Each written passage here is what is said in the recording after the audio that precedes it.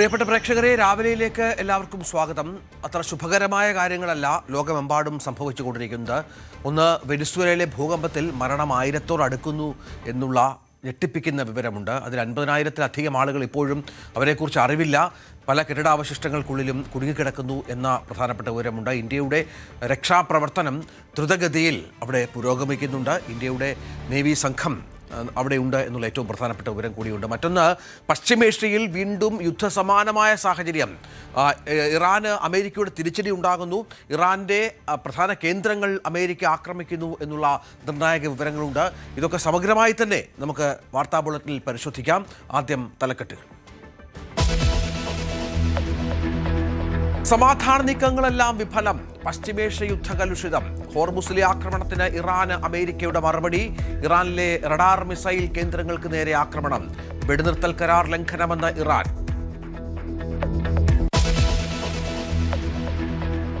ഭൂകമ്പങ്ങളിൽ വിറങ്ങലിച്ചു Venezuela. മരണം 1000-ലേക്ക്. 1,00,000-ഓളം ആളുകളെ ഇനിയും കണ്ടെത്താനായിട്ടില്ല. നിരവധി പേർ കെട്ടിടാവശിഷ്ടങ്ങൾക്കിടയിൽ. രക്ഷാപ്രവർത്തനം അതീവ ദുഷ്കരം. തിരുവനന്തപുരം കോർപ്പറേഷനിൽ നാടകീയ നീക്കങ്ങൾ. അവിശ്വാസ പ്രമേയം തിങ്കളാഴ്ച അവതരിപ്പിക്കാൻ UDF. പിന്തുണയ്ക്കണമോ എന്ന് തീരുമാനിക്കാൻ LDF യോഗം ചേരും.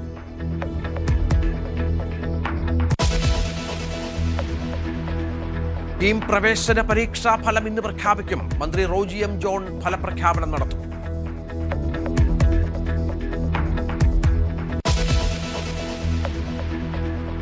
സംസ്ഥാനത്ത് വീണ്ടും മഴ വരുന്നു. മലപ്പുറം മുതൽ കാസർഗോഡ് വരെ യെല്ലോ അലർട്ട്. ഞായറും തിങ്കളും വടക്കൻ ജില്ലകളിൽ അതിതീവ്ര മഴയ്ക്കു സാധ്യത.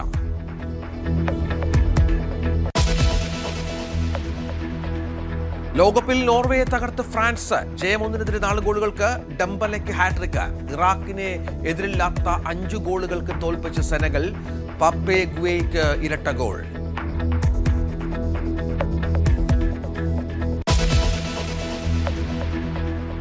നമുക്കാദ്യം പശ്ചിമേഷ്യയിലെ സാഹചര്യങ്ങളിലേക്ക് കൂടി പോകണം. ഇന്നലെയാണ് ഇറാൻ ഒരു സിംഗപ്പൂർ ഫ്ലാഗുള്ള ഒരു കപ്പൽ ആക്രമിച്ചത്.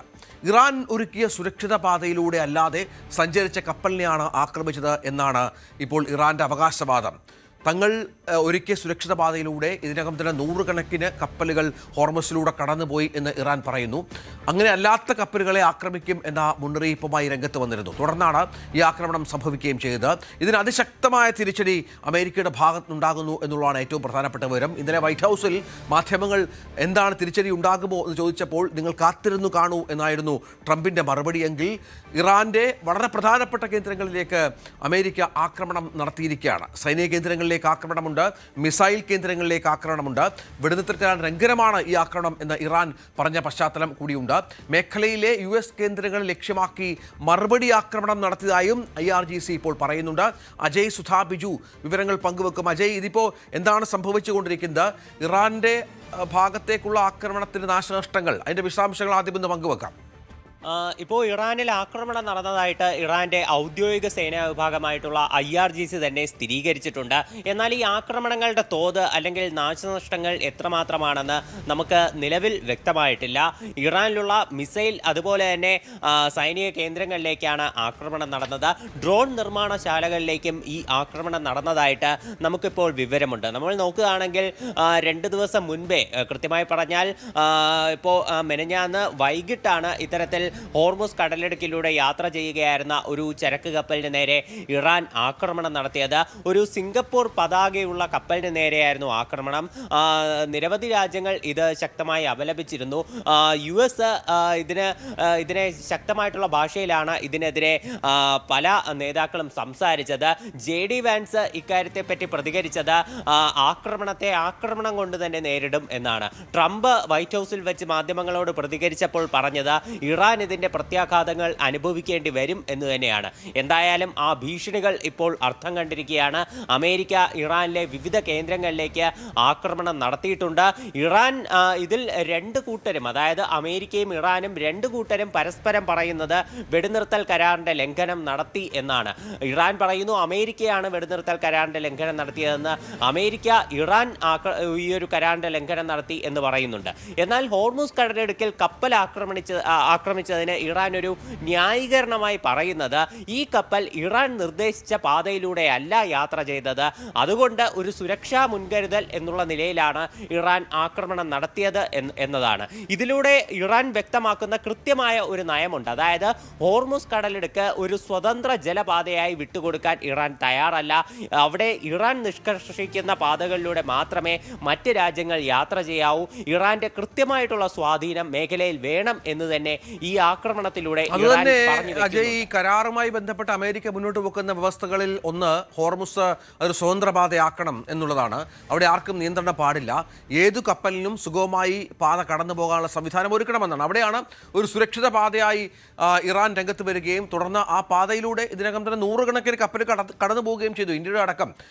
വീണ്ടും ഹോർമുസിൽ പിടിമുറുക്കാനുള്ള ഇറാന്റെ നിലപാട് നീക്കമാണോ ഇപ്പോൾ ഈ പ്രശ്നങ്ങൾക്ക് തുടക്കമെന്ന് കരുതാമോ?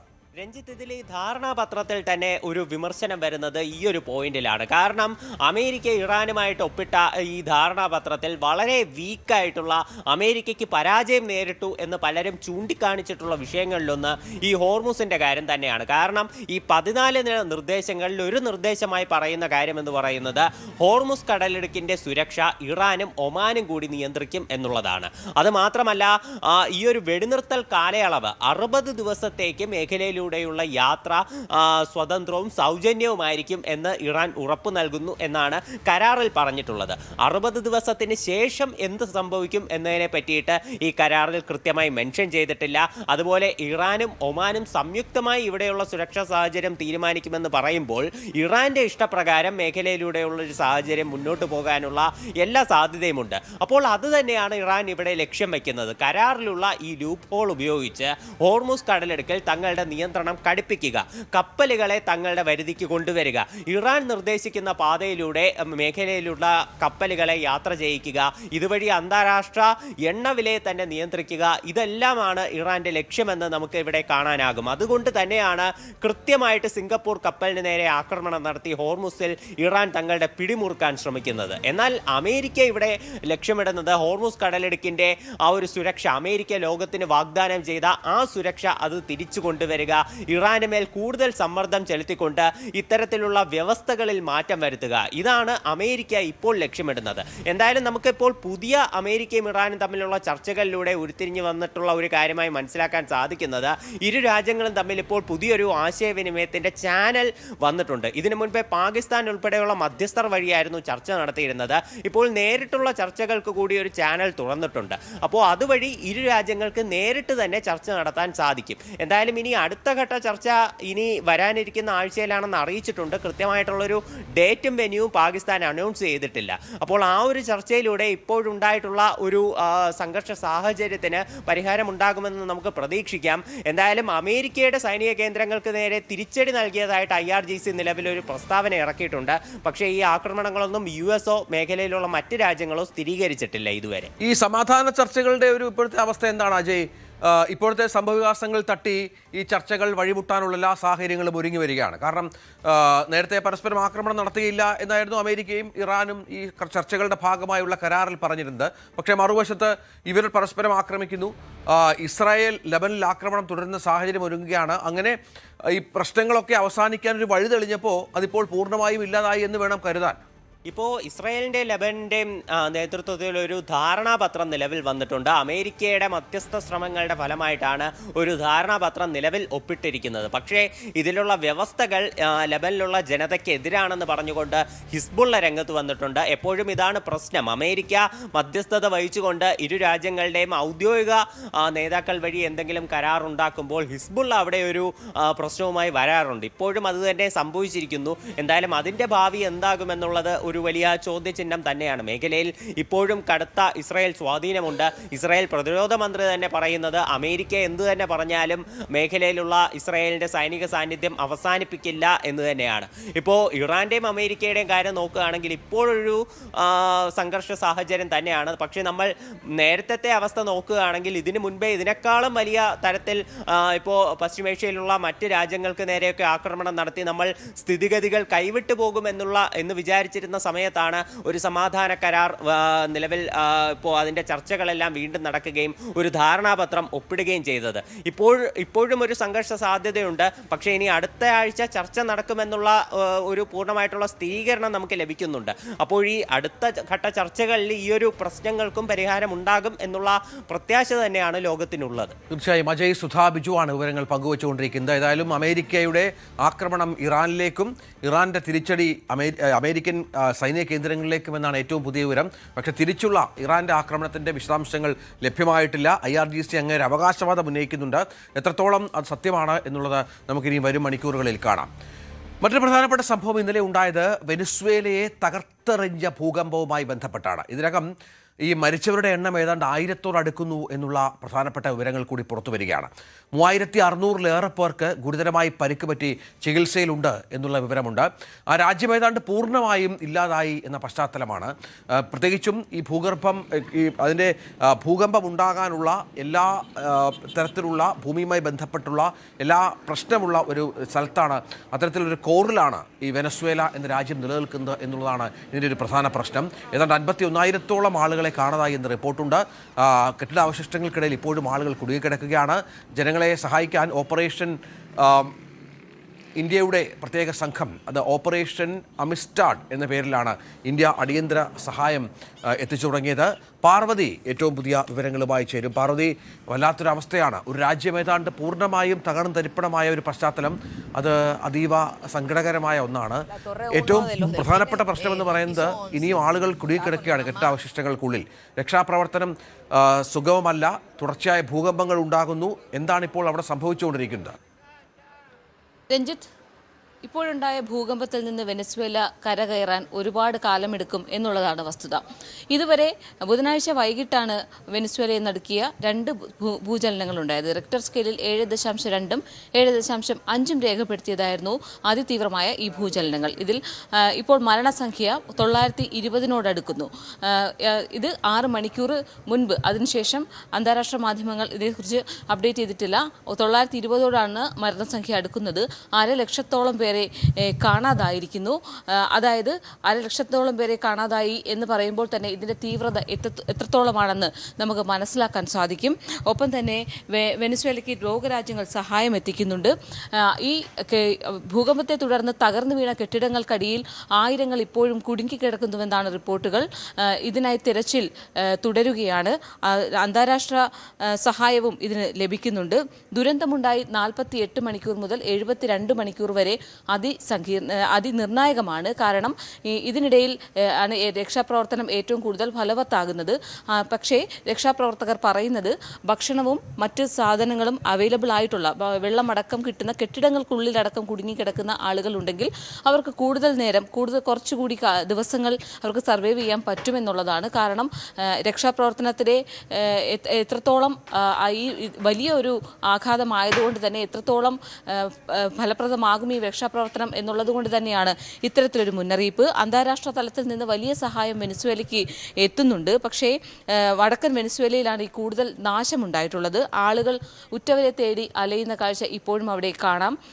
പലപ്പോഴും കെട്ടിട അവശിഷ്ടങ്ങൾക്കിടയിൽ നിന്ന് കരച്ചിലുകളും നിലവിളികളും കേൾക്കാം. പക്ഷേ രക്ഷാപ്രവർത്തകർക്ക് വലിയ ഉപകരണങ്ങൾ ഉപയോഗിച്ച് ഈ കല്ലുകളും മറ്റ് അവശിഷ്ടങ്ങളും നീക്കി വേണം ഇവരുടെ അടുത്തേക്ക് എത്താൻ. സുരക്ഷിതമായി അവരെ പുറത്തെത്തിക്കുന്നത് തന്നെ വലിയ ബുദ്ധിമുട്ടേറിയ കാര്യം കൂടിയാണ്. കഴിഞ്ഞ ദിവസം ഒരു കൈക്കുഞ്ഞിനെ വെനസ്വേലൻ ഈ ഒരു രക്ഷാപ്രവർത്തനത്തിനിടെ സുരക്ഷിതമായി പുറത്തെടുത്തിരുന്നു. ഈ വിക്ടിംസായ ആൾക്കാർക്ക് ഭക്ഷണം അടക്കമുള്ള എല്ലാ സൗകര്യങ്ങളും നൽകി വരുന്നതായി ഇടക്കാല പ്രസിഡന്റ് ഡെൽസി റോഡ്രിഗസ് വ്യക്തമാക്കിയിട്ടുണ്ട്. ലോകരാജ്യങ്ങളും സഹായം നൽകുന്നുണ്ട്. ഇതിൽ അവർ നന്ദി അറിയിച്ചിട്ടുണ്ട്. ഒരു പതിറ്റാണ്ടായി സാമ്പത്തിക സുരക്ഷിതത്വം ഇല്ലാത്തൊരു രാജ്യം കൂടിയാണ് വെനസ്വേല. അതുകൊണ്ട് തന്നെ ഈ ഒരു ആഘാതത്തിൽ നിന്ന് കരകയറാൻ ഏറെ സമയമെടുക്കും. ആശയവിനിമയ ബന്ധവും ഇവിടെ തകരാറിലാണ്. ഇന്റർനെറ്റ്, വൈദ്യുതിയൊക്കെ പുനഃസ്ഥാപിക്കാൻ ഒരുപാട് ദിവസങ്ങളെടുക്കും. രാജ്യത്തെ 6.76 മില്യൺ ആളുകളെയാണ് ദുരന്തം ബാധിച്ചതെന്നാണ് കണക്ക് കൂട്ടുന്നത്. അതിൽ 2 മില്യൺ തന്നെ തലസ്ഥാനമായ കാരക്കാസിലാണ്. അവിടെയാണ് വലിയ ആഘാതമുണ്ടായിട്ടുള്ളത്. പലരും 2 ദിവസമായി പൊതു ഇടങ്ങളിലൊക്കെയാണ് അന്തി ഉറങ്ങുന്നത്. ആളുകൾ ഭയപ്പാടിലാണ്. അവർ തുടർ ചലനങ്ങളിലൊക്കെ അങ്ങനെ ഉണ്ടാകുമോ എന്നുള്ള ആശങ്കയിൽ കൂടിയാണ്. വെനസ്വേലയ്ക്ക് സഹായവുമായി ഇന്ത്യയും രംഗത്തെത്തിയിട്ടുണ്ട്. ഓപ്പറേഷൻ അമിസ്റ്റാഡ് എന്ന പേരിലാണ് ഇന്ത്യ വെനസ്വേലയ്ക്ക് അടിയന്തര സഹായം എത്തിക്കുന്നത്. ഇതിന്റെ ഭാഗമായി 41 അംഗ ടീമാണ് വെനസ്വേലയിലേക്ക് കഴിഞ്ഞ ദിവസം പുറപ്പെട്ടത്. രക്ഷാപ്രവർത്തകരും ആരോഗ്യ പ്രവർത്തകരും അടങ്ങുന്നതാണ് ഈ സംഘം. IAF C-17 ഗ്ലോബ് മാസ്റ്റർ വിമാനങ്ങളിലായാണ് ഇന്ത്യ വെനസ്വേലയ്ക്ക് സഹായം എത്തിച്ചിട്ടുള്ളത്. എല്ലാ സഹായവും ഇന്ത്യ വെനസ്വേലയ്ക്ക് തുടർന്നും വാഗ്ദാനവും ചെയ്തിട്ടുണ്ട്. 60 പാരാഫീൽഡ് ഹോസ്പിറ്റലിൽ നിന്നുള്ള 9 മെഡിക്കൽ ഓഫീസർമാർ ഉൾപ്പെടെയുള്ള 41 അംഗ വിദഗ്ധ സംഘമാണ് ഇന്ത്യയുടെ ഈ വിമാനത്തിൽ വെനസ്വേലയിലേക്ക് പോയിട്ടുള്ളത്. ഒപ്പം തന്നെ 2 ഭീഷ്മ ക്യൂബ് പോർട്ടബിൾ ഹോസ്പിറ്റലുകളും വെനസ്വേലയ്ക്ക് ഇന്ത്യ കൈമാറിയിട്ടുണ്ട്. Mexico, US, Salvador, Switzerland, Colombia തുടങ്ങിയ രാജ്യങ്ങളും മെക്സിക്കോയ്ക്ക് അടിയന്തര സഹായം എത്തിക്കുന്നുണ്ട്. രക്ഷാപ്രവർത്തകരെയും മെഡിക്കൽ ഉപകരണങ്ങൾ, മെഡിക്കൽ വിദഗ്ധരെയും അടക്കം ഈ രാജ്യങ്ങൾ എത്തിക്കുന്നുണ്ട്. അമേരിക്ക കഴിഞ്ഞ ദിവസം സാമ്പത്തിക സഹായവും വെനസ്വേലയ്ക്ക് വേണ്ടി പ്രഖ്യാപിച്ചിട്ടുണ്ടായിരുന്നു. ബുധനാഴ്ച വൈകുന്നേരമാണ്, നമുക്കറിയാം, വെനസ്വേലയിൽ ശക്തമായ ഭൂകമ്പമുണ്ടായത്. 300-ലേറെ കെട്ടിടങ്ങൾ പൂർണ്ണമായി തകർന്നടിയുകയും അതിൻ്റെ ഇരട്ടി വീടുകളടക്കം തകർന്നു വീഴുകയും ചെയ്തിരുന്നു. ഈ അവശിഷ്ടങ്ങൾക്കിടയിലൊക്കെ ഇപ്പോഴും തിരച്ചിൽ തുടരുകയാണ്. ഇത് പുനർനിർമ്മിക്കാൻ ഏറെ നാൾ വേണ്ടിവരും. സങ്കീർണമായൊരു രാഷ്ട്രീയ സാമ്പത്തിക സാഹചര്യത്തിലൂടെ കടന്നു പോകുന്ന ഒരു രാജ്യം കൂടിയാണ് വെനസ്വേല. നമുക്കറിയാം, 2026 ജനുവരിയിലാണ് വെനസ്വേലയുടെ പ്രസിഡന്റായിരുന്ന നിക്കോളസ് മഡുറോയെ തടവിലാക്കുകയും പുറത്താക്കപ്പെടുകയും ഒക്കെ ചെയ്തത്. അതിനുശേഷം ഇടക്കാല പ്രസിഡന്റായിട്ട് അവിടെ തെരഞ്ഞെടുക്കപ്പെട്ടിരുന്നു. കടുത്ത സാമ്പത്തിക പ്രതിസന്ധിയും പണപ്പെരുപ്പവും അനുഭവപ്പെടുന്ന ഈ രാജ്യത്ത് ഇപ്പോഴുണ്ടായ ഭൂകമ്പം ഇതിൻ്റെ ഒരു ആഘാതം കൂട്ടുക മാത്രമാണ് ചെയ്യുന്നത്. ഇതിൽ നിന്ന് കരകയറാനുള്ള ശ്രമത്തിനിടയിലാണ് വെനസ്വേലയെ പിടിച്ചുലച്ചിട്ടുള്ള 2 തുടർ ഭൂകമ്പങ്ങൾ ഉണ്ടായിട്ടുള്ളത്. രഞ്ജിത്ത്, തീർച്ചയായും 2 തുടർ ഭൂകമ്പങ്ങൾ. രണ്ടാമത്തെ ഭൂകമ്പം ആദ്യത്തേതിനേക്കാളും ശക്തമായ ഭൂകമ്പമായിരുന്നു. അത് രക്ഷാപ്രവർത്തനം കൂടുതൽ ദുഷ്കരമാക്കി. നേരത്തെ പാർവതി പറഞ്ഞ പോലെ അമേരിക്കയുടെ ഇടപെടലിൽ അവിടുത്തെ ഭരണ സംവിധാനത്തെ പോലും നിയന്ത്രിക്കുന്നത് അമേരിക്കയാണ്. വെനസ്വേലിയൻ എണ്ണയിലാണ് അമേരിക്കയുടെ ഏറ്റവും പ്രധാനപ്പെട്ട കണ്ണ്. ഇപ്പോൾ ആ എണ്ണ മറ്റ് പല ലോകരാജ്യങ്ങളും വാങ്ങണമെന്നൊക്കെയുള്ള നിർബന്ധം അമേരിക്ക പിടിക്കുന്നത് കാണാം. മറ്റൊരു പ്രധാനപ്പെട്ട കാര്യം, മറ്റു രാജ്യങ്ങളെ പോലെ ഭൂകമ്പം പ്രവചിക്കാനുള്ള സംവിധാനങ്ങളൊന്നും, ആധുനിക സംവിധാനങ്ങളൊന്നും വെനസ്വേലയ്ക്കില്ല. ഇത്ര വലിയ ഭൂകമ്പം എപ്പോഴും ഉണ്ടാകുന്ന ഒരു രാജ്യമായിട്ട് പോലും ആ സംവിധാനം അവർക്കില്ല. അത് ഈ ദുരന്തത്തിൻ്റെ വ്യാപ്തി കൂട്ടി എന്നുള്ളതാണ് ഏറ്റവും സങ്കടകരമായ കാര്യം. ജനങ്ങൾക്ക് മുന്നറിയിപ്പ് നൽകിയില്ല, ജനങ്ങൾക്ക് ആ കെട്ടിടങ്ങളിൽ നിന്ന് മാറാൻ സാധിച്ചില്ല. അതാണ് മരണസംഖ്യ ഇത്രയധികം വർദ്ധിക്കാൻ കാരണമായത്. നമുക്ക് മറ്റു വാർത്തയിലേക്ക് പോകണം. അയോധ്യ ശ്രീരാമക്ഷേത്രത്തിലെ സംഭാവന തട്ടിപ്പ് കേസിലെ പ്രതികളെ വിശദമായി ചോദ്യം ചെയ്യാൻ പോലീസ് തിങ്കളാഴ്ച വരെ ഇവരെ പോലീസ് കസ്റ്റഡിയിൽ വിട്ടു. ഇതുവരെ 79 ലക്ഷം രൂപ കണ്ടെടുത്തു. സുപ്രീം കോടതി മേൽനോട്ടത്തിൽ അന്വേഷണം വേണമെന്നാണ് കോൺഗ്രസ് ആവശ്യപ്പെടുന്നത്. നിർണായക അറസ്റ്റുകൾക്ക് പിന്നാലെ ഇന്നലെ രാമജന്മഭൂമി തീർത്ഥക്ഷേത്ര ട്രസ്റ്റ് സെക്രട്ടറി ചമ്പത് റായ് രാജിവെച്ചിരുന്നു. DMK നയിക്കുന്ന മുന്നണിയോട് ഗുഡ് ബൈ പറയാൻ വൈക്കോ. MDMK പാർട്ടിയുടെ ജനറൽ കൗൺസിൽ ഇന്ന് ചേരും. 9 വർഷമായി അവഗണന നേരിടുന്നുവെന്നും വേദനയോടെ പണിയിറങ്ങുന്നുവെന്നുമാണ് വൈക്കോയുടെ പ്രതികരണം.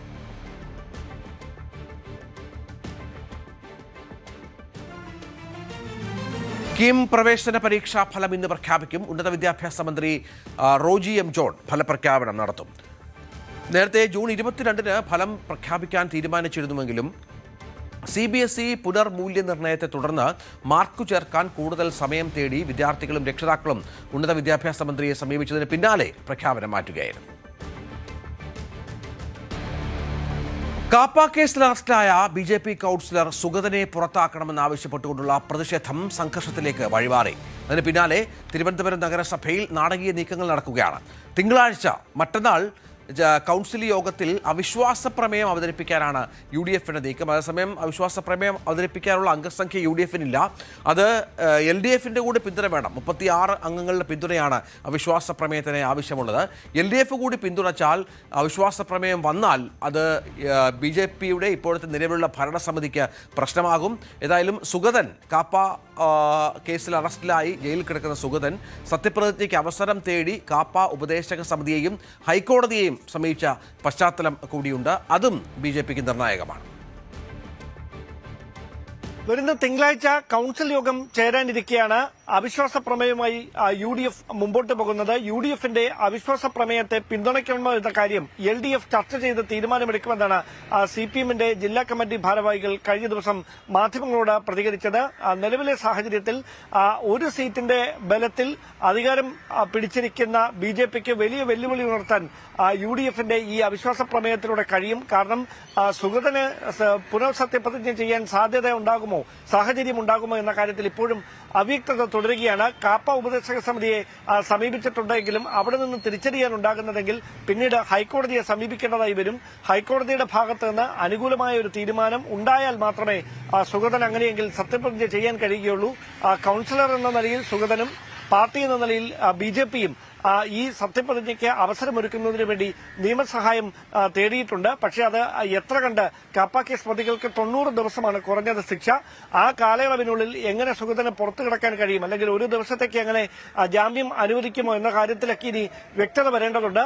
അങ്ങനെ ജാമ്യം അനുവദിക്കാതിരിക്കുകയും തിങ്കളാഴ്ച ഇതുമായി ബന്ധപ്പെട്ട അവിശ്വാസ പ്രമേയവുമായി UDF മുമ്പോട്ട് പോവുകയും ചെയ്താൽ LDF ഒരുപക്ഷെ അതിനെ പിന്തുണയ്ക്കുന്ന സാഹചര്യം വരും. അങ്ങനെ വന്നാൽ ഒരു സ്വതന്ത്ര അംഗത്തിന്റെ കൂടെ പിന്തുണ ഉറപ്പാക്കിക്കൊണ്ട് ഭരണം അട്ടിമറിക്കാനുള്ള ഒരു രാഷ്ട്രീയ നീക്കത്തിലേക്കാണ് UDF കടക്കുന്നത്. നിലവിലെ രാഷ്ട്രീയ സാഹചര്യത്തിൽ UDF നടത്തുന്ന ഈ നീക്കത്തെ LDFും പിന്തുണയ്ക്കാനാണ് സാധ്യത. കാരണം 4 ദശാബ്ദത്തിന് അപ്പുറം ആദ്യമായിട്ടാണ് തിരുവനന്തപുരം നഗരസഭയുടെ ഭരണം LDFന് നഷ്ടമാകുന്ന സാഹചര്യമുണ്ടാകുന്നത്. അത് അവർക്കൊരിക്കലും തീർത്താൽ തീരാത്ത അമർഷം അല്ലെങ്കിൽ അത്തരത്തിലുള്ള ആശങ്ക, അതൃപ്തി ആ കാര്യത്തിലുണ്ട്. ആ ഒരു സാഹചര്യത്തിൽ അപ്രതീക്ഷിതമായ ഒരു നീക്കത്തിലൂടെ ഭരണത്തിൽ നിന്ന് BJPയെ താഴെയിറക്കാൻ കഴിഞ്ഞാൽ അത് UDFനും LDFനും ഒരേപോലെ നേട്ടം അവകാശപ്പെടാനാകുന്ന രാഷ്ട്രീയമായ നേട്ടമായി തന്നെ വ്യാഖ്യാനിക്കപ്പെടും. ആ ഒരു സാഹചര്യം കണക്ക് കൂട്ടിക്കൊണ്ടാണ് നിലവിലെ രാഷ്ട്രീയ പ്രതിസന്ധി മുതലെടുത്തുകൊണ്ട് അവിശ്വാസ പ്രമേയവുമായി മുമ്പോട്ട് പോകാനുള്ള UDFന്റെ തീരുമാനം. ഡാൻ കുര്യൻ വിവരങ്ങൾ പങ്കുവച്ചു. ഇന്നലെ വീണ്ടും അൻസിബ മറ്റൊരു പരാതിയുമായി രംഗത്ത് വന്നു. ശ്വേതാ മേനോനെതിരെയും പരാതിയുണ്ട്. സ്ത്രീത്വത്തെ അപമാനിച്ചു എന്നതാണ് അൻസിബയുടെ പ്രധാന പ്രശ്നമായി അവർ ചൂണ്ടിക്കാട്ടുന്നത്. ഈ പരാതിയിൽ പ്രാഥമിക അന്വേഷണം ആരംഭിച്ച് പാലാരിവട്ടം പോലീസ് എന്നുള്ളതാണ് ഏറ്റവും പുതിയ വിവരം. പ്രാഥമിക അന്വേഷണത്തിന് ശേഷം പരാതിയിൽ കേസെടുക്കണമോ എന്ന് തീരുമാനിക്കും. നടിമാരായ ലക്ഷ്മിപ്രിയ, ശ്വേതാ മേനോൻ എന്നിവർ, ഒപ്പം യൂട്യൂബ് ചാനൽ ഉടമ സുകുമാരൻ എന്നിവർക്കെതിരെയാണ് പരാതി. ഡാനി ഇപ്പോൾ വിവരങ്ങളുമായി ചേരും. ഡാനി, ഈ നേരത്തെ ഒരു പരാതി അൻസിബയുടെ ഉണ്ടായിരുന്നു, പക്ഷേ അതിൽ കഴമ്പില്ല എന്നും നടപടി വേണ്ട എന്നുമായിരുന്നു പോലീസിന്റെ നിഗമനം. ഇപ്പോൾ എന്തെങ്കിലും കൂടുതൽ തെളിവുകളോടെയാണോ അൻസിബ ഇത്തവണ പോലീസിനെ സമീപിച്ചിരിക്കുന്നത്?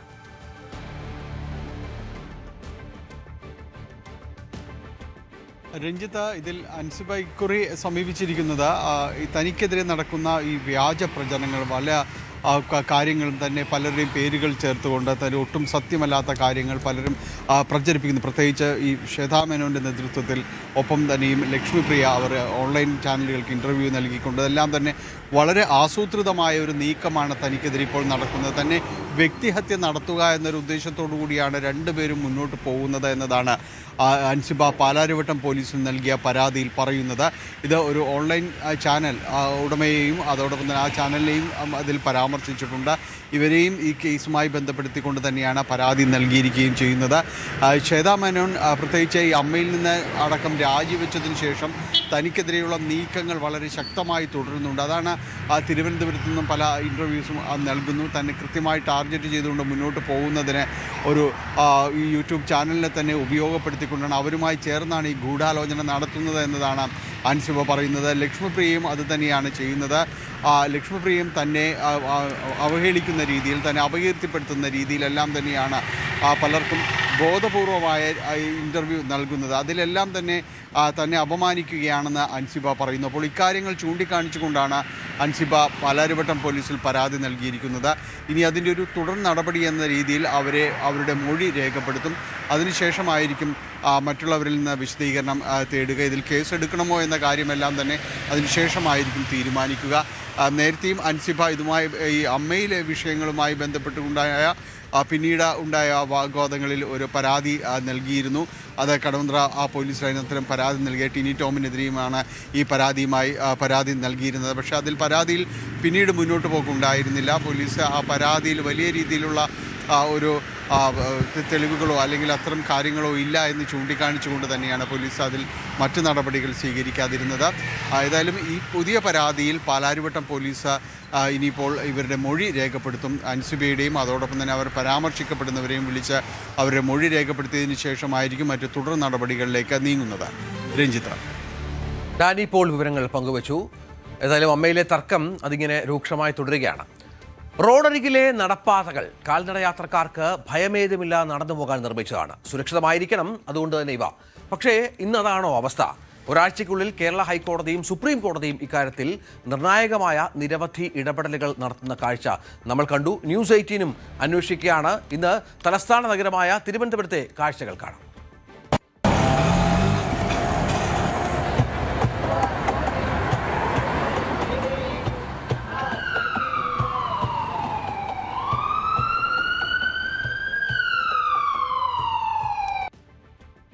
നടപ്പാതകൾ കാൽനട യാത്രക്കാർക്കുള്ളതാണെന്ന് സുപ്രീം കോടതി തന്നെ വ്യക്തമാക്കുമ്പോൾ തലസ്ഥാനത്തെ റോഡുകളുടെ അവസ്ഥ എന്താണ്?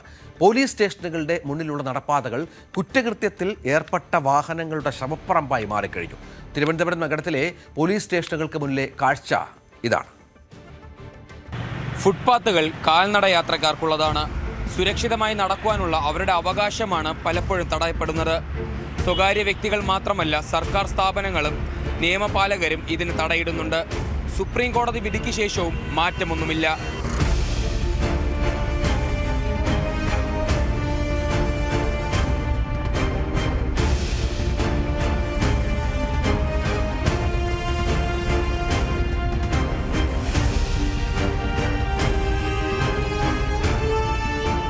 ഭരണസിരാ കേന്ദ്രം സെക്രട്ടേറിയറ്റ് നോർത്ത് ഗേറ്റിന് മുന്നിലെ കണ്ടോൺമെന്റ് പോലീസ് സ്റ്റേഷൻ. ഇതാണ് ഇവിടുത്തെ അവസ്ഥ.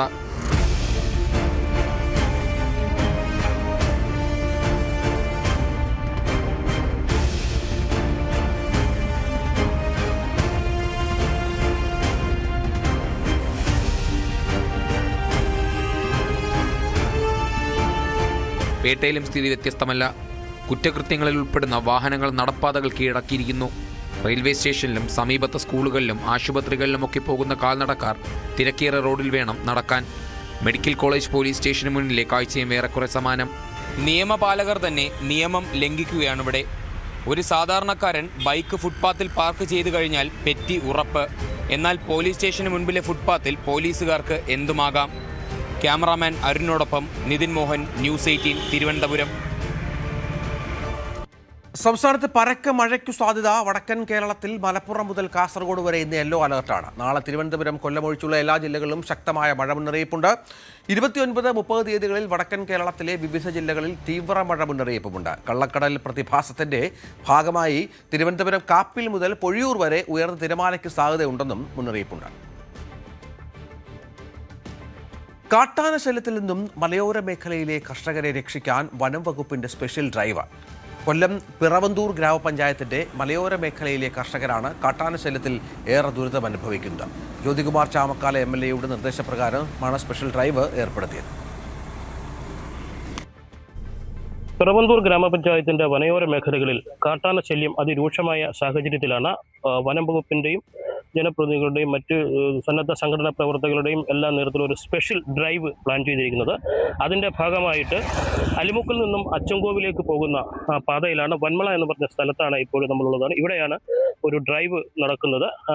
വനത്തിനുള്ളിൽ വനം വകുപ്പിന്റെ നിരവധി ഏതാണ്ട് 100ഓളം ഉദ്യോഗസ്ഥർ വനത്തിനുള്ളിൽ കടന്ന് ആനയെ കണ്ടെത്തിയിട്ടുണ്ട്. അതിനെ അലിമുക്ക് ഭാഗത്തു നിന്നും തുരുത്തി മറ്റൊരു സ്ഥലത്തിലേക്ക് കൊണ്ടുവരുന്ന ഒരു സ്ഥിതിയാണ് ഇപ്പോൾ നടന്നുകൊണ്ടിരിക്കുന്നത്. നമുക്ക് പ്രദേശവാസികളായ നിരവധി പേര് ഇതുമായി ബന്ധപ്പെട്ട് ഇവരുടെ സ്ഥലത്താണ് ഏറ്റവും കൂടുതൽ ഈ ആന ഒരു പ്രശ്നമുണ്ടാക്കിയ സ്ഥലം. നിലവിൽ എത്രത്തോളം ശല്യക്കാരായിരുന്നു ആന? നിലവിൽ എന്ന് പറഞ്ഞാൽ നമ്മുടെ ഒരു 2 ആഴ്ചക്ക് മുമ്പേ ഒരു പയ്യൻ വന്നപ്പോഴത്തേന് പുള്ളിക്കാരനെ രാത്രി ഒരു 8:30 സമയമായി കാണും. 8:30 ആയപ്പോഴത്തേനാണ് പുള്ളിക്കാരൻ ജോലി കഴിഞ്ഞ് തിരിച്ചു വന്നപ്പോഴത്തേന് ഇത് കണക്ക് ആന ഓടിക്കുകയുണ്ടായി. നിലവിൽ നമ്മുടെ അതുകണക്ക് ആനകുളം, എഴുവത്തൂര്, പടയനിപ്പാറ ഭാഗങ്ങളിൽ നിരന്തരം കൃഷിവിളകളായാലും എല്ലാം നശിപ്പിച്ചുകൊണ്ടിരിക്കുകയാണ്.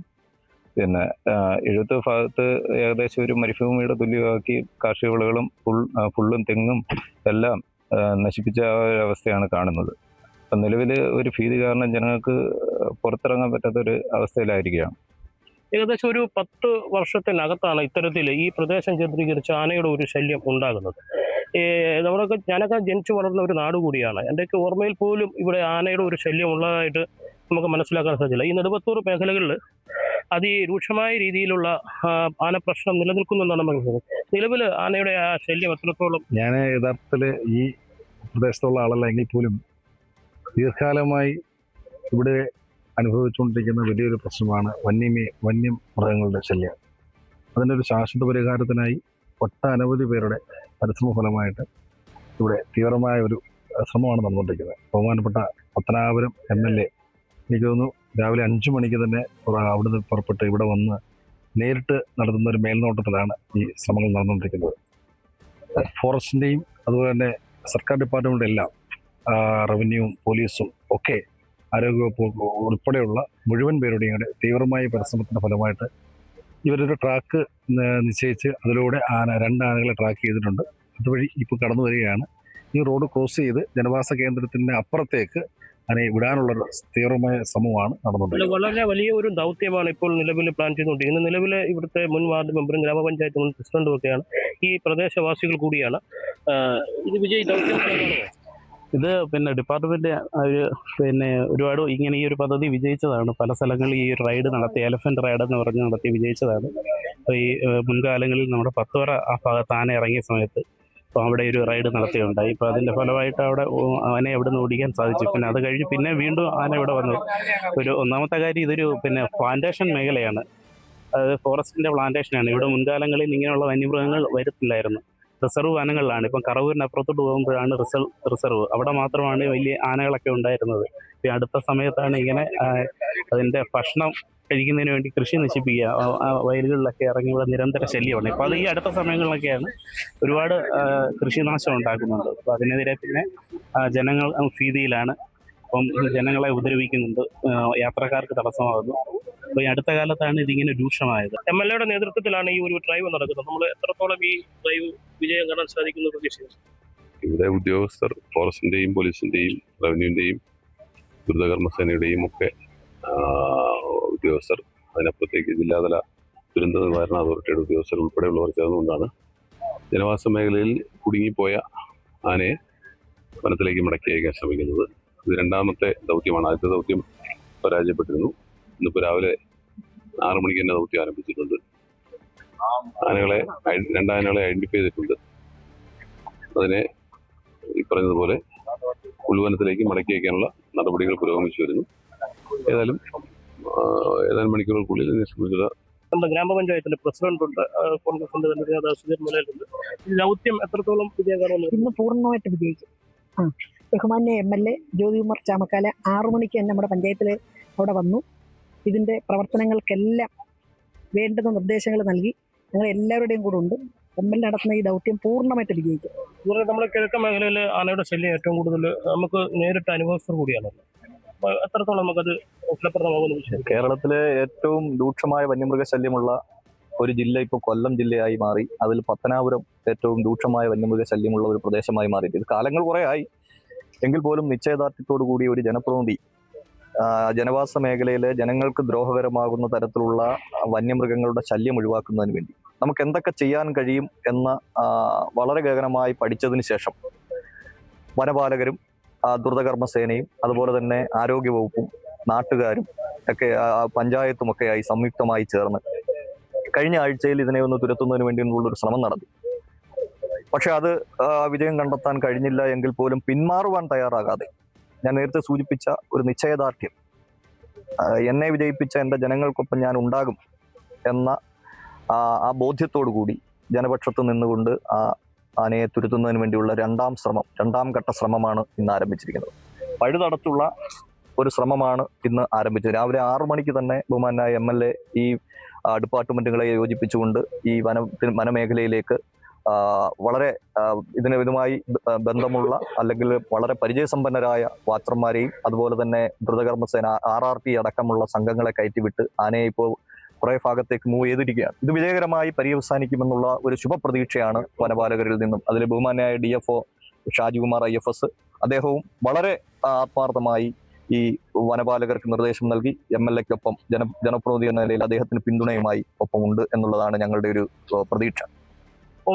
കഴിഞ്ഞ ഒരു ദൗത്യം പരാജയപ്പെട്ട സാഹചര്യത്തിൽ അതിൽ നിന്നുള്ള അനുഭവങ്ങൾ കൂടി ഉൾക്കൊണ്ടുകൊണ്ട് വളരെ ദീർഘവീക്ഷണത്തോടു കൂടിയുള്ള ഒരു പ്ലാനിംഗ് ആണ് ഇപ്പോൾ നടക്കുന്നത്. പൂർണ്ണമായും വിജയം കാണും എന്ന് തന്നെയാണ് പ്രതീക്ഷിക്കുന്നത്. അങ്ങനെ തന്നെ ആകട്ടെ എന്ന് ഞങ്ങളും പ്രതീക്ഷിക്കുന്നു. മനോജ് അപ്പുകുട്ടൻ, ന്യൂസ് 18, പുനലൂർ. മലപ്പുറം കുറ്റിപ്പുറത്ത് സ്വകാര്യ ബസ്സിനുള്ളിൽ പാമ്പിനെ കണ്ടെത്തി. ബസ്സിന്റെ മുൻഭാഗത്ത് ഡ്രൈവർ സീറ്റിന് സമീപമാണ് പാമ്പ് ഉണ്ടായിരുന്നത്. രാത്രി 7:30 ആയിരുന്നു സംഭവം. ബസ് സർവീസ് അവസാനിപ്പിക്കുന്നതിന് മുൻപാണ് ഡ്രൈവറിൻ്റെ ശ്രദ്ധയിൽ ഈ പാമ്പ് പെട്ടത്. തുടർന്ന് ബസ് ജീവനക്കാരും നാട്ടുകാരും ചേർന്ന് നടത്തിയ നീണ്ട പരിശ്രമത്തിനൊടുവിലാണ് പാമ്പിനെ പുറത്തെത്തിച്ചത്. നമുക്ക് ആ ദൃശ്യങ്ങളിൽ കാണാം. പാമ്പിൻ്റെ ദൃശ്യങ്ങൾ CCTV-യിൽ ബസ്സിനുള്ളിലെ ക്യാമറയിൽ പതിഞ്ഞ ദൃശ്യങ്ങളാണ്. ഭയചകിതനായി ഡ്രൈവർ പുറത്തേക്ക് പോകുന്നു. അതിനുശേഷം ദീർഘനേരം നടത്തിയ തിരച്ചിലിനൊടുവിലാണ് ഈ പാമ്പിനെ കണ്ടെത്താനും പുറത്തെത്തിക്കാനുമായത്.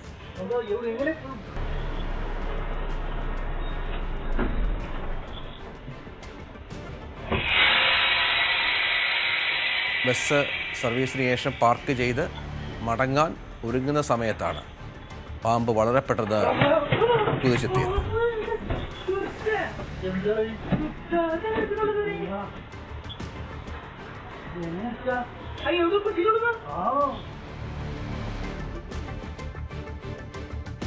പുതിയ സ്പൈഡർമാൻ ചിത്രത്തിന്റെ കേരളത്തിലെ ഫാൻസ് ഷോ ടിക്കറ്റ് പുറത്തിറക്കി. സാക്ഷാൽ സ്പൈഡർമാനായി അഭിനയിക്കുന്ന ടോം ഹോളണ്ടാണ് കേരളത്തിലെ ഔദ്യോഗിക ഫാൻസ് ഷോ ടിക്കറ്റ് പ്രകാശനം ചെയ്ത്. മാർവൽ ഫാൻസ് ഇന്ത്യ എന്ന കൂട്ടായ്മയാണ് കൊച്ചിയിൽ കേരളത്തിലെ ആദ്യ പ്രദർശനം സംഘടിപ്പിക്കുന്നത്. 2022 ഖത്തർ ലോകകപ്പ് സമയത്ത് കേരളത്തിൽ സ്ഥാപിച്ചിരുന്ന മെസ്സിയുടെയും നെയ്മറിന്റെയും റൊണാൾഡോയുടെയും കട്ടൗട്ടുകൾ അന്താരാഷ്ട്ര ശ്രദ്ധ നേടിയിരുന്നു. അന്ന് ഫിഫ അവരുടെ ഔദ്യോഗിക സാമൂഹിക മാധ്യമ അക്കൗണ്ടുകൾ വഴി കേരളത്തിലെ ഫുട്ബോൾ ആരാധകരെ അഭിസംബോധന ചെയ്തു. ഇപ്പോഴിതാ 4 വർഷങ്ങൾക്ക് ശേഷം കേരളത്തിലെ സിനിമാ ആരാധകർക്കും ഒരു അഭിമാന മുഹൂർത്തം വന്നെത്തി. സ്പൈഡർമാൻ ബ്രാൻഡ് ന്യൂ ഡേ എന്ന ഏറ്റവും പുതിയ മാർവൽ ചിത്രം ജൂലൈ 30-നാണ് പുറത്തിറങ്ങുന്നത്. ശരിക്കും 31-നാണ് റിലീസ്. പക്ഷേ ലോകമെമ്പാടും ചിത്രം പ്രദർശനത്തിനെത്തുന്നതിന് ഒരു ദിവസം മുൻപ് ഇന്ത്യയിൽ ചിത്രം പ്രദർശിപ്പിക്കും. ഇന്ത്യയിൽ സ്പൈഡർമാൻ ബ്രാൻഡ് ന്യൂ ഡേക്ക് ആദ്യമായി ഒരു ഫാൻ ഷോ പ്രഖ്യാപിച്ചത് കൊച്ചിയിലെ വനിതാ വിനീത തിയേറ്ററിലാണ്. മാർവൽ ഫാൻസ് ഇന്ത്യയും കേരള പോപ്കോണും സംയുക്തമായാണ് ഇത് സംഘടിപ്പിക്കുന്നത്. ചിത്രത്തിന്റെ ഫാൻ ഷോ ടിക്കറ്റും ഇപ്പോൾ പുറത്തു വന്നു. സ്പൈഡർമാനായി അഭിനയിക്കുന്ന സാക്ഷാൽ ടോം ഹോളണ്ടാണ് ടിക്കറ്റ് ഒപ്പുവെച്ച് പ്രകാശനം ചെയ്തത്. ഇതിന്റെ ദൃശ്യങ്ങളും സോഷ്യൽ മീഡിയയിൽ വൈറലാണ്. This is the first ticket. You have to inaugurate this. Oh, no way! Could you please hold on to this? That would be so much fun. Thank you. ചിത്രത്തിന്റെ അന്താരാഷ്ട്ര press ടൂറിന്റെ ഭാഗമായി ജർമ്മനിയിൽ വെച്ചാണ് ടോം ഹോളണ്ട് ടിക്കറ്റ് പ്രകാശനം ചെയ്തത്. കേരളത്തിലെ Marvel ആരാധകർക്ക് ലഭിച്ച വലിയൊരു അംഗീകാരമാണ് ചിത്രത്തിലെ നായകൻ തന്നെ ഫാൻ ഷോ ടിക്കറ്റുകൾ പുറത്തിറക്കിയത്. കൊച്ചി ഫാൻ ഷോയുടെ ടിക്കറ്റുകൾ പ്രീ ബുക്കിംഗ് തുടങ്ങി വെറും 90 മിനിറ്റിനുള്ളിൽ ഹൗസ്ഫുള്ളായി എന്നതും ശ്രദ്ധേയമാണ്. ആദ്യം മാർവൽ ഫാൻസ് കേരള എന്ന പേരിൽ തുടങ്ങി പിന്നീട് ദേശീയ തലത്തിലേക്ക് വളർന്ന് മാർവൽ ഫാൻസ് ഇന്ത്യയായി മാറിയ ഈ കൂട്ടായ്മ മുൻപും മാർവലുമായി സഹകരിച്ച് നിരവധി ഔദ്യോഗിക ഫാൻ ഷോകൾ സംഘടിപ്പിച്ചിട്ടുണ്ട്. കൊല്ലം, തൃശൂർ, കോഴിക്കോട്, പാലക്കാട് എന്നിവിടങ്ങളിൽ ചിത്രത്തിന് ഇതിനോടകം ഫാൻ ഷോകൾ പ്രഖ്യാപിച്ചിട്ടുണ്ട്. മറ്റ് ജില്ലകളിലേക്കും ഇത് വ്യാപിപ്പിക്കാനുള്ള ആലോചനകളിലാണ് ആരാധകർ. News desk, news 18. സംസ്ഥാനത്തെ ആദ്യത്തെ ഫ്ലോട്ട് റീവർ കത്തീറ്റർ എംബോലെക്ടമി ചികിത്സാരീതിയിലൂടെ യുവാവിന് കോഴിക്കോട് ആസ്റ്റർ മിംസിൽ നിന്ന് പുതുജന്മം. പൾമനറി എംബോളിസത്തെ തുടർന്ന് ശ്വാസകോശത്തിൽ രക്തം കട്ടപിടിച്ച വയനാട് സ്വദേശിയായ 31 വയസ്സുകാരനെയാണ് നൂതന ചികിത്സാരീതിയിലൂടെ ജീവിതത്തിലേക്ക് തിരിച്ചെത്തിച്ചത്. വലിയ ശസ്ത്രക്രിയകൾ കൂടാതെ ശ്വാസകോശത്തിലെ രക്തക്കട്ടകൾ നേരിട്ട് വലിച്ചെടുത്ത് നീക്കം ചെയ്യുന്ന അത്യാധുനിക സംവിധാനമാണ് FlowTriever catheter embolectomy. Interventional cardiology വിഭാഗം മേധാവി ഡോക്ടർ സൽമാൻ സലാഹുദ്ദീന്റെ നേതൃത്വത്തിലുള്ള മെഡിക്കൽ സംഘത്തിന്റെ നേതൃത്വത്തിലാണ് ശസ്ത്രക്രിയ പൂർത്തീകരിച്ചത്. അത്യാധുനിക ആർട്ടിഫിഷ്യൽ ഇന്റലിജൻസ് സാങ്കേതിക വിദ്യകൾ ഉപയോഗിച്ച് പ്രവർത്തിക്കുന്ന താര എന്ന ഇന്റലിജൻസ് സർവീസ് റോബോട്ട് KMCT സ്വന്തമാക്കി. ക്യാമ്പസിലെത്തുന്ന വർക്ക് അഡ്മിഷൻ സംബന്ധമായ വിവരങ്ങൾ എളുപ്പത്തിലും വേഗത്തിലും ലഭ്യമാക്കുന്നതിനാണ് ഈ സ്മാർട്ട് സർവീസ് റോബോട്ട് ക്യാമ്പസിൽ അവതരിപ്പിച്ചത്. മനുഷ്യ സഹായമില്ലാതെ സ്വയം പരിസരം തിരിച്ചറിഞ്ഞ് സഞ്ചരിക്കാൻ കഴിയുന്ന ഓട്ടോണമസ് നാവിഗേഷൻ സിസ്റ്റമാണ് താരയുടെ പ്രധാന പ്രത്യേകത. വിദ്യാർത്ഥികൾക്ക് ഭാവി സാങ്കേതിക വിദ്യകളെ നേരിട്ട് പരിചയപ്പെടുത്തുന്നതിനും സ്മാർട്ട് ക്യാമ്പസ് സംവിധാനത്തെ കൂടുതൽ ശക്തിപ്പെടുത്തുന്നതിനുമാണ് താര ഇന്റലിജൻസ് സർവീസ് റോബോട്ടിനെ ക്യാമ്പസിൽ അവതരിപ്പിച്ചതെന്ന് മാനേജ്മെന്റ് അറിയിച്ചു. UK മലയാളികളുടെ ദേശീയ സംഘടനയായ യുക്മ സംഘടിപ്പിച്ച ദേശീയ കായികമേളയിൽ മിസ്റ്റാൻ റീജിയണിന് ഓവറോൾ കിരീടം. യോർക്ക്ഷയർ ആൻഡ് ഹംബർ റീജിയനാണ് റണ്ണറപ്പ്. നോർത്ത് വെസ്റ്റിന് 3ാം സ്ഥാനം. അസോസിയേഷൻ വിഭാഗത്തിൽ വാർവിക് ആൻഡ് ലിവിംഗ്ടൺ മലയാളി അസോസിയേഷനാണ് 1ാം സ്ഥാനം. ഹൾ ഇന്ത്യൻ മലയാളി അസോസിയേഷൻ 2ാം സ്ഥാനവും മലയാളി അസോസിയേഷൻ ഓഫ് പോർട്സ്മൗത്ത് 3ാം സ്ഥാനവും സ്വന്തമാക്കി. ബർമിംഗ്ഹാമിലായിരുന്നു പരിപാടി. യുക്മ ദേശീയ അധ്യക്ഷൻ അഡ്വക്കേറ്റ് എബി സെബാസ്റ്റ്യൻ ഉദ്ഘാടനം ചെയ്തു. Jayakumar Nair, national joint secretary Raibol Nidheeri, treasurer Sheejo Varghese, vice പ്രസിഡന്റുമാരായ Varghese Daniel, Smitha Thottam, joint secretary Sunnymon Mathai, joint treasurer Peter Thanolil, regional ഭാരവാഹികൾ തുടങ്ങിയവർ നേതൃത്വം നൽകി. നമുക്കിനി ന്യൂസ് 8ന്റെ സ്പെഷ്യൽ ഡേയിലേക്ക് പോകാം. തിരുവനന്തപുരം പാളയം ലെനിൻ നഗറിൽ താമസിക്കുന്ന റോഹന്റെ ജന്മദിനമാണ് ഇന്ന്. ആശംസ നേരുന്നത് അച്ഛൻ രതീഷും അമ്മ പ്രേയും സഹോദരങ്ങളായ ഹൃഷിക, റിയ എന്നിവരും. 3ാം പിറന്നാൾ ആഘോഷിക്കുന്ന അനാമികയ്ക്കും പിറന്നാൾ ആശംസകൾ നേരുന്നുണ്ട് അനാമികയുടെ ഏറ്റവും പ്രിയപ്പെട്ടവർ. ന്യൂസ് 8ന്റെയും എല്ലാ ആശംസകളും അനാമികയ്ക്ക്. തൃശൂർ സ്വദേശി ഡിജോണിന്റെ പിറന്നാളാണിന്ന്. ആശംസകൾ അറിയിക്കുന്നത് അമ്മയും ചേട്ടൻ ഡെയ്സനും പിന്നെ മറ്റ് കുടുംബാംഗങ്ങളും.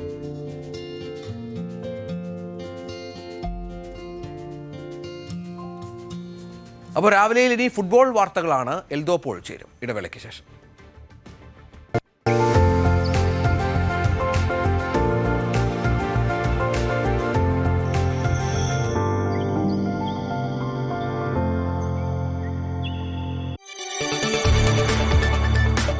കൂടുതൽ വാർത്തകൾക്ക് news 18 Keralam YouTube channel subscribe ചെയ്യുക.